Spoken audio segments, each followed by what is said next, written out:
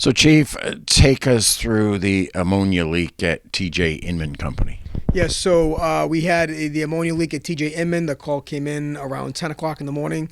The 911 call reported an ammonia leak, and the building was being evacuated outside the building. First arriving fire apparatus found a active ammonia leak. They had indicated that a plumber was doing some work and accidentally cut into the ammonia line. The shift commander immediately requested a second alarm assignment, which is our run card, bringing additional fire apparatus and fire personnel in, as well as a Tier 1 hazmat response from the Department of Fire Services State Hazmat Team.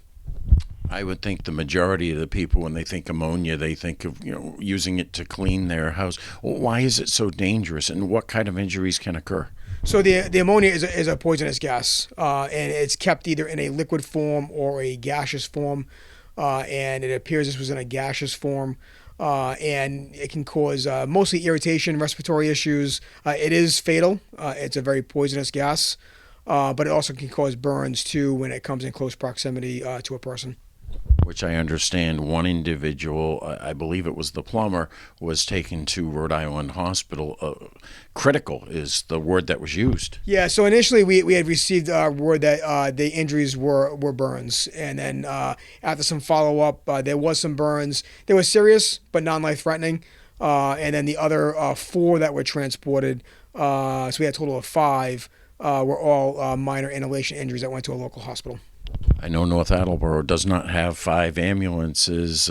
I would assume other communities came in to help. Yeah, so when the captain struck the second alarm, that brings in additional fire apparatus, and that was done for in case we had to evacuate. But then we slowly started seeing people as they were sitting outside developing some symptoms.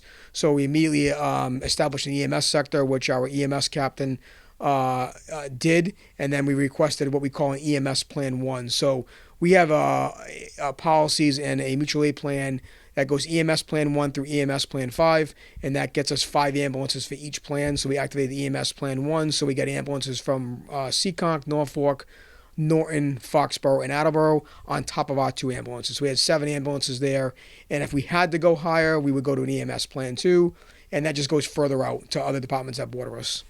I know when there's severe smoke, you bring in the heavy fans and try to air out the building. Same type of operation when it comes to something like ammonia? Yeah, so the hazmat team, so they came in as a Tier 1. That gives us 5 technicians and a truck.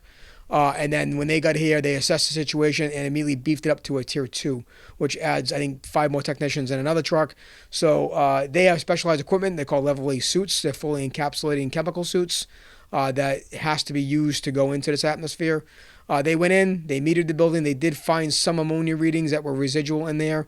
And then they came up with a plan to ventilate. So we did some passive ventilation, opening doors, also putting some fans, electric fans in certain spaces. But then we needed to ventilate a larger manufacturing area. So we did request the large fan unit out of Middleborough Fire Department, which is a regional asset. It's a big fan on a trailer. They backed the trailer up to a loading dock door. They pushed the air in, and they were able to evacuate the ammonia smell from that building.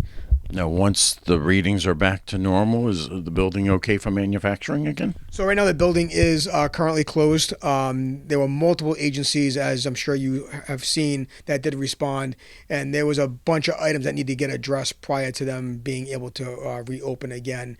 We did have some, obviously, ammonia smell on the outside of the building. That was because of the internal fans and also us ventilating it.